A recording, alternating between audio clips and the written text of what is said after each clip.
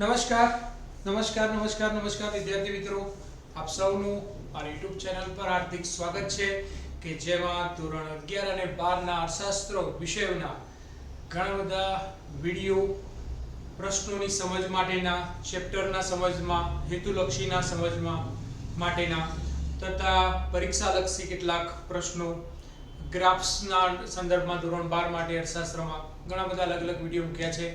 થોડા કેટલાક સમયથી આપણે એકાદ બે વિડિયોથી આપણે એસપીસીસી વિષય માટેની સમજ ચાલુ કરી છે કે જેમાં આપણે પારિભાષિક શબ્દોની સમજ મેળવી રહ્યા છીએ.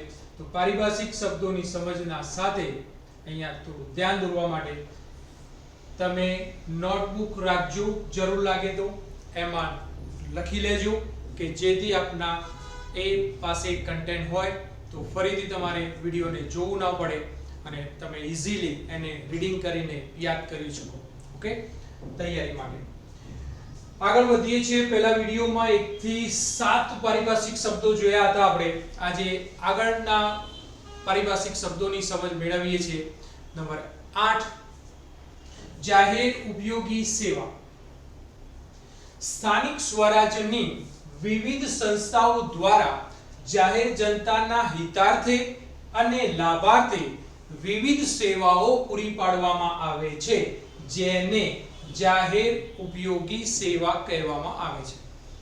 રિપીટ કરું છું પણ કદાચ થોડું ધ્યાન દોરી લઉં છું કે સ્થાનિક સ્વરાજ્યની સંસ્થાઓ એટલે શું. તો સ્થાનિક સ્વરાજ્યની સંસ્થાઓમાં ધ્યાન દોરું તો સ્થાનિક સ્વરાજ્યની સંસ્થાઓમાં ગ્રામ પંચાયત, તાલુકા પંચાયત, જિલ્લા પંચાયત, નગરપાલિકા અને મહાનગરપાલિકા જેવી સંસ્થાઓનો સમાવેશ સ્થાનિક સ્વરાજ્યની સંસ્થાઓમાં થશે.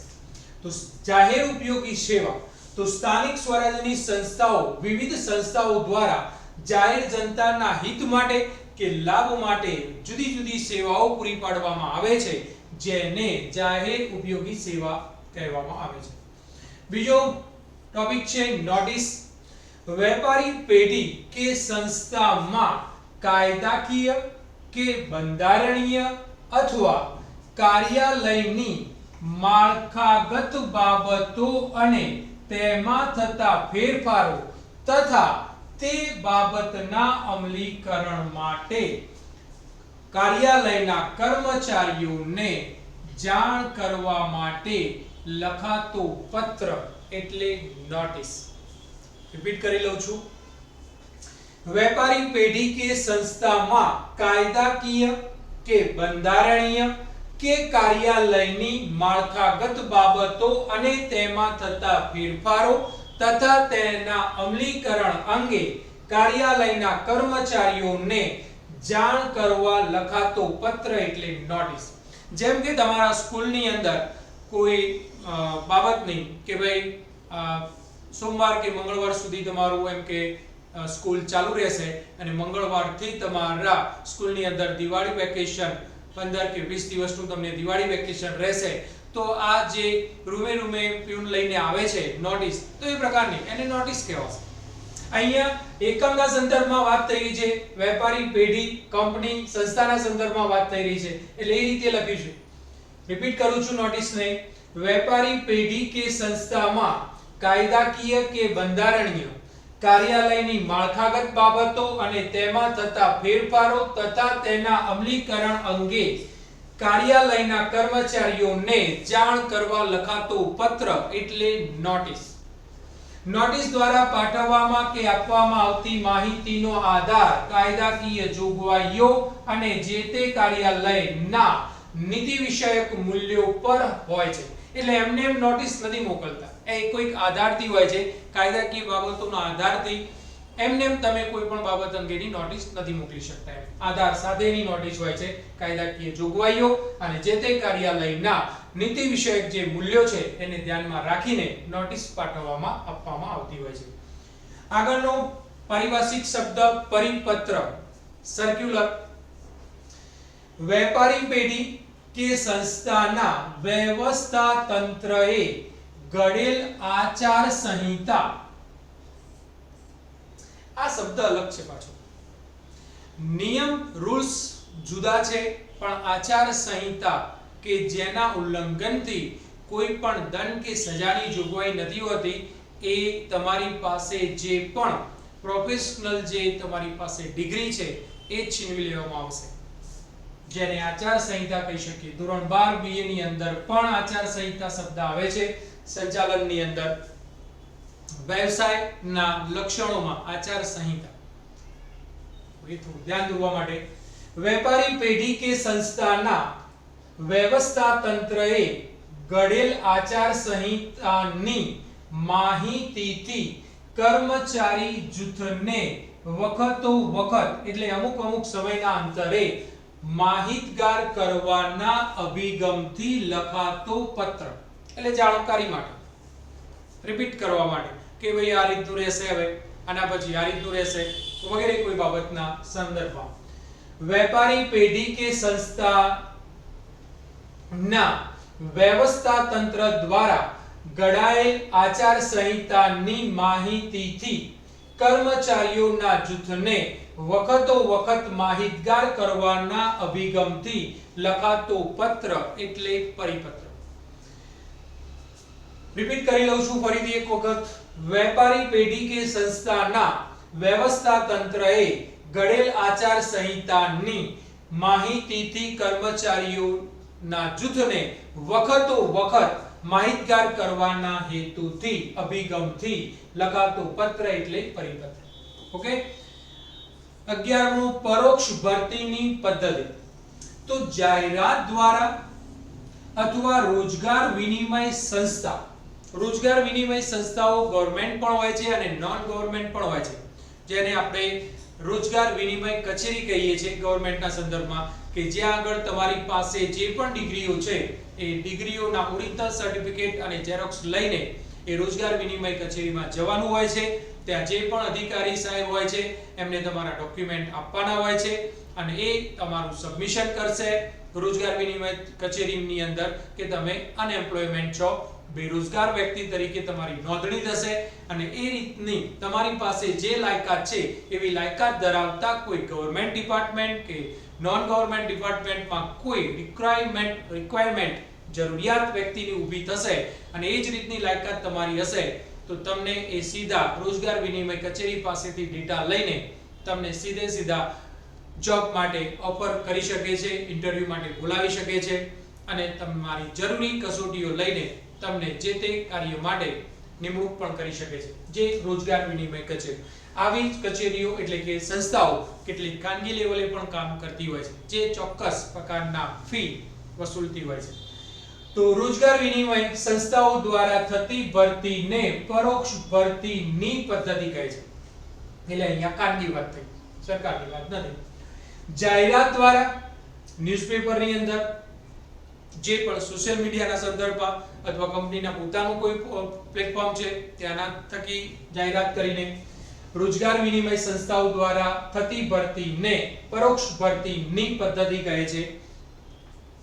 સ્વૈચ્છિક નિવૃત્તિ VRS વોલન્ટરી રિટાયરમેન્ટ સ્કીમ, જાતે વ્યક્તિ નોકરીમાંથી છૂટો થાય છે. VRS જેને કહેવાય છે સ્વૈચ્છિક નિવૃત્તિ. કર્મચારી પોતાની સ્વેચ્છાએ તેના નિવૃત્તિ સમય પહેલા નિવૃત્તિ લઈ લે તો તેને VRS કહે છે, વોલન્ટરી રિટાયરમેન્ટ સ્કીમ VRS. એ રીતે પણ પૂછી શકાય એક ગુણમાં તમને. રિપીટ કરી લઉં. કર્મચારી પોતાની સ્વેચ્છાએ તેના નિવૃત્તિ સમય પહેલા નિવૃત્તિ લઈ લે તો તેને સ્વૈચ્છિક નિવૃત્તિ કહે છે. વીમાનો અર્થ સરળ શબ્દોમાં વીમો સંભવિત આર્થિક નુકસાન ને પહોંચી વળવા માટેની અગમચેતી ભરેલી ગોઠવણ છે. વીમો શું છે? તો ભવિષ્યમાં જે પણ જોખમો ઊભા થવાના છે એના માટે વર્તમાનમાં તમે એક જોગવાઈ કરી રાખી છે, એક અગમચેતી તમે એક ગોઠવણ કરી રાખી છે, તમારું અગાઉથી કંઈક વિચારેલું કોઈ પ્લાનિંગ છે કે ભવિષ્યમાં આ પ્રકારના પ્રશ્નો, સમસ્યા, મુશ્કેલી સામનો કરવો પડે આર્થિક નુકસાન બાબત અંગેનો, તો એના માટેની ગોઠવણ. રિપીટ કરું, સરળ શબ્દોમાં કહું તો વીમો એટલે સંભવિત આર્થિક નુકસાનને પહોંચી વળવા માટેની અગમચેતી ભરેલી ગોઠવણ. વિશાળ અર્થમાં વીમો એ બે પક્ષો વચ્ચેનો એવો લેખિત કરાર છે જે અનુસાર એક પક્ષ એટલે કે વીમો લેનાર અને બીજો પક્ષ એટલે કે વીમો ઉતારનાર છે તે કંપની, મતલબ જે તે કંપની અમુક ચોક્કસ રકમ આપે તેના બદલામાં બીજો પક્ષ તેને અમુક નિશ્ચિત જોખમોથી થતું નાણાકીય નુકસાન ભરપાઈ કરી આપવાની શું ઉઠાવે છે? બાંયધરી. દાખલા તરીકે તમારી કંપની છે, એકમ છે, તમારો કોઈ ચીજ વસ્તુનો વેપાર છે, તમે તમારા પ્રોડક્શન અથવા તો તમારા જે તે શહેરમાંથી અન્ય શહેરમાં, તમારા દેશમાંથી અન્ય દેશમાં, ભારતમાંથી અન્ય દેશમાં તમે વસ્તુ કોઈ મોકલો છો ત્યારે તેને રસ્તામાં કેટલાક જોખમો રહેલા છે, જેમ કે ચોરી થવાનો, આગ લાગી જવાનો, વસ્તુ બગડી જવાનો, દરિયામાં ડૂબી જવાના, આવા કેટલાક જોખમોથી બચવાના હેતુસર અહીંયા બીજો પક્ષ એટલે પહેલો પક્ષ એટલે વીમો લેનાર કંપની, એકમ, સંસ્થા અને વીમો ઉતારનાર એટલે જે તે વીમા કંપની એ તેના બદલામાં તમને શું આપે છે? ગેરંટી આપે છે કે તમને જે પણ નુકસાન થશે એ અમે વેઠી લઈશું, તમે એનું નિયત કરેલું, નક્કી કરેલું તમે એનું પ્રીમિયમ ભરી લો, તો એને કહેવાશે વીમો. રિપીટ કરી લઉં, વિશાળ અર્થમાં વીમો એટલે શું? તો વિશાળ અર્થમાં વીમો એટલે બે પક્ષો વચ્ચેનો એવો લેખિત કરાર છે જે અનુસાર એક પક્ષ વીમો લેનાર બીજા પક્ષને એટલે કે વીમો ઉતારનાર ને અમુક ચોક્કસ રકમ આપે છે. એટલે કોઈ કંપની વીમા કંપનીની રકમ આપે છે, તેના બદલામાં વીમો ઉતારનાર કંપની અમુક નિશ્ચિત અનિશ્ચિત જોખમોથી થતું નાણાકીય નુકસાન ભરપાઈ કરી આપવાની શું ઉઠાવે છે? બાંયધરી, જેને વીમો કહે છે. રિપીટ કરીએ પણ દીકરાઓ એક વખત, તમને યાદ પણ થઈ જાય. મેં શરૂઆતમાં પણ લખ્યું છે નોટબુકમાં, અધરવાઇઝ નોંધી લેજો અટકાઈને વિડિયો, અને જેથી તમારે ફરીથી વિડિયોને જોવું ન પડે. હા, જરૂર લાગે છે, તમને યોગ્ય લાગે છે, સમજાય છે તો તમે અન્ય વિદ્યાર્થીઓને શેર ચોક્કસ કરો, એને લાઈક, કોમેન્ટ અને સબસ્ક્રાઇબ કરવાનું જરૂર કહેતા રહો. ઓકે. વિશાળ અર્થમાં વીમો એ બે પક્ષો વચ્ચેનો એવો લેખિત કરાર છે કે જે અનુસાર એક પક્ષ વીમો લેનાર બીજા પક્ષને વીમો ઉતારનાર ને અમુક ચોક્કસ રકમ આપે છે અને તેના બદલામાં બીજો પક્ષ એટલે વીમો ઉતારનાર વીમા કંપની તેને અમુક નિશ્ચિત જોખમોથી થતું નાણાકીય નુકસાન ભરપાઈ કરી આપવાની બાંયધરી આપે છે. વીમાના પ્રકારો બે છે, જીવન વીમો અને સામાન્ય વીમો.